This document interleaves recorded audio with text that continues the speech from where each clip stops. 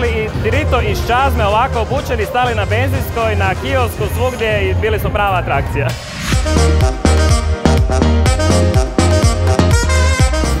Ludnica mi je! Super je klopa, super je cuga, super je mjuza, super su plišenci i super je ekipa.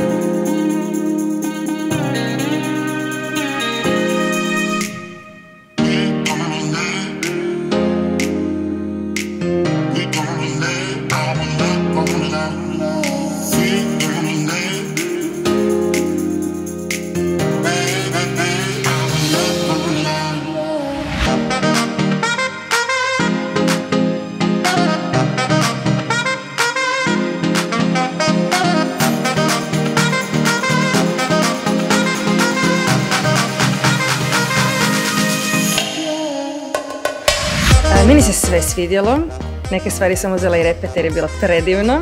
Sviđalo mi se to što je sve zdravo, a preukusno i različiti detalji sa lososom su me oborili. Našla sam se par puta dosta kasno u Ikeji, onak pred kraj vašeg radnog vremena. Ja sam pomislila, zavoljala sam se mišlju šta bi bilo da sad tu sakrijem i prespavam. Kao već sam čula ono da par puta ljudi da su to pokušali napraviti, pa sam mislila što je bilo kad bi ja to napravila.